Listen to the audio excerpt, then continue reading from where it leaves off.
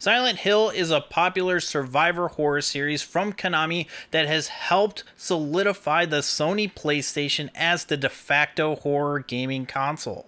Unfortunately, the series has grown dormant since 2012, unless you want to count that PT demo for the PlayStation 4 that was unceremoniously taken down and erased from history. Over the past year and a half, game prices have gone bonkers, with people paying hundreds of dollars for video games that were less than $50 only a year prior. Will the prices of Silent Hill games continue to rise, or is this the new baseline? Find out on this episode of Retronomics. Welcome to Retronomics, the series that follows price trends in video games. In previous episodes, I've covered specific systems, but over the past year and a half, I've noticed that certain game titles have spiked specifically because they're part of a popular franchise, independent of how old the game is in the series. Last time I covered the Castlevania series, which is also by Konami, and also it doesn't have any new entries in the last several years. So in this episode, I chose Silent Hill because it's spooky season, and also it's a popular series that has seen tremendous spikes in value. There are 10 games on this list, and we'll check the prices in just a moment, but here's how Retronomics works. I get all of my price data from pricecharting.com, and I also take a look at eBay sold listings as well to make a determination on where the price of the game is going to go. Is it going to go up, down, or stay the same? All of the games are released in North America, and the prices are for a complete in-box copy. Also, for multi-platform games, I'll pick the most expensive one. All prices are accurate as of the recording of this video, which is listed right below the subscribe button. So if you're finding this video a couple of months down the road and the prices are inaccurate, well, I'm sorry, but if you like this type of content, subscribe for future videos so you'll be like my core audience and never miss an episode. So with that out of the way, let's take a look at Silent Hill games. The first Silent Hill for the PlayStation sold a crazy amount of copies, but now fetches a hefty price tag, peaking at $200 back in April of 2021 for a complete copy. Based off of the re-releases of this game, the PlayStation version seems to be the most desirable. Price charting shows the price being fairly stable for the past couple of months, but eBay still shows a wide range of sold listings, with the lowest being $84 and 2 days later having a copy sell for $200. So keep an eye out for the price that you're comfortable with. I don't really see this dropping to pre-pandemic levels anytime soon, and it might be the new price baseline going forward. Silent Hill 2 also peaked for the PlayStation 2 back in April, but it's also available on the Xbox for half the price. But the PlayStation 2 prices are listed to the right. While not as expensive as the first game, the HD remasters that Konami tried to put out for the PlayStation 3 and Xbox 360 really put a heightened desire for the original copies. Sold listings of the PlayStation 2 version appear to show that the prices will drop a bit further, so keep an eye out for this one. Silent Hill 3 is only available physically on consoles for the PlayStation 2, and that HD collection that didn't go over so well.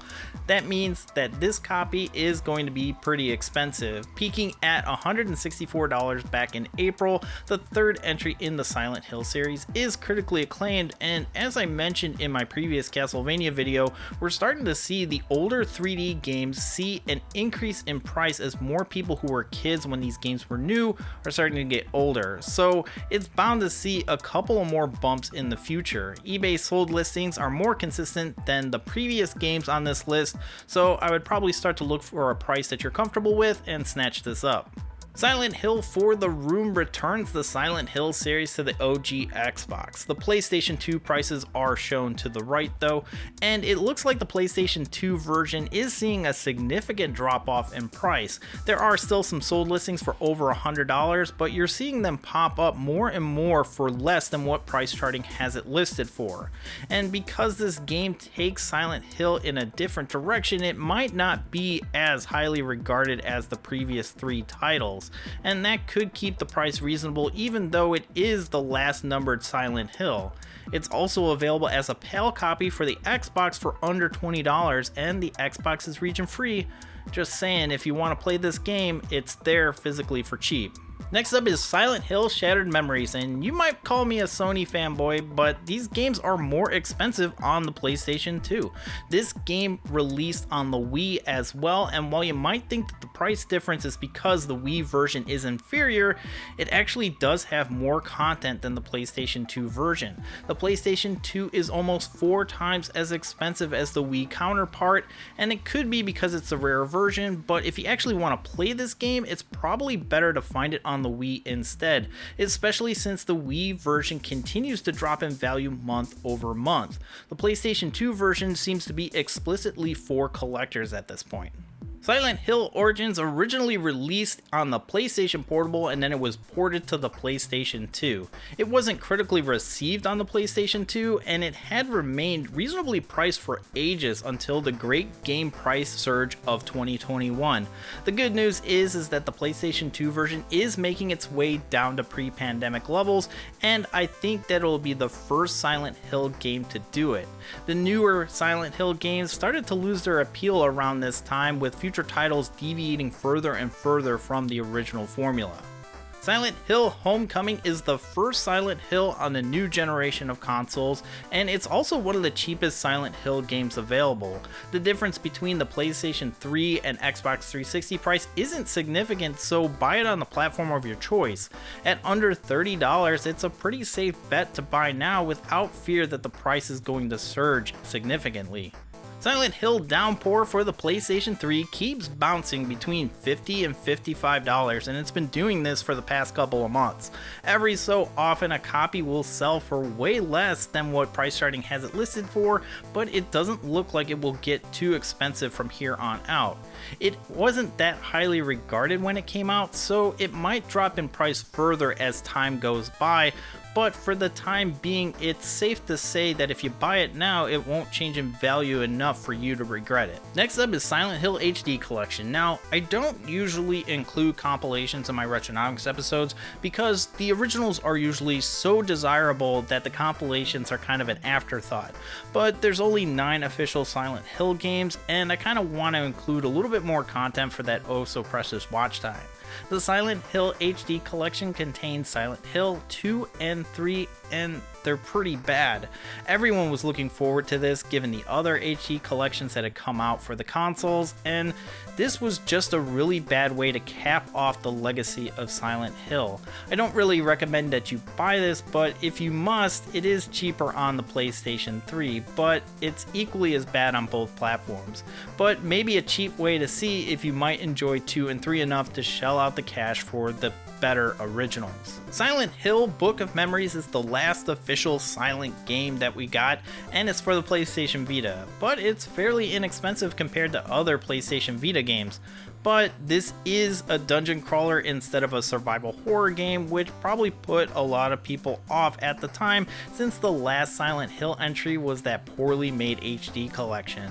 The price of this game is starting to level out at half the price of its peak in April of 2021, so it's probably a good idea to buy now if you're interested in it, since the PlayStation Vita game prices tend to be high in general and will probably stay there for a very long time. So as you can see, the Silent Hill games are starting to level out in value, but they are significantly higher than what they were prior to the pandemic. It's going to be a theme for all future Retronomics videos.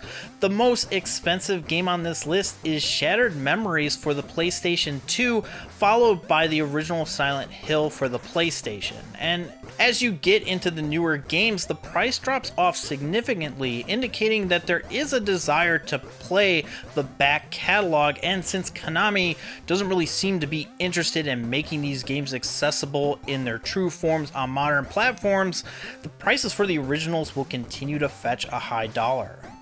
Konami is rumored to put in new installments of Metal Gear, Castlevania, and Silent Hill, but will they capture the magic of the originals? That's the real question. So it is possible that these games could climb higher if Konami fails to recreate that spooky, atmosphere of the original Silent Hill games. So that's gonna do it for this video. Let me know in the comments below what series you want me to talk about next. And if you like this video, give it a like and share it with those who might find it interesting.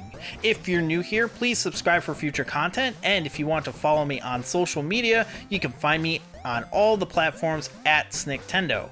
Thanks so much for watching. I'm Super Nintendo, and I'll see you next time.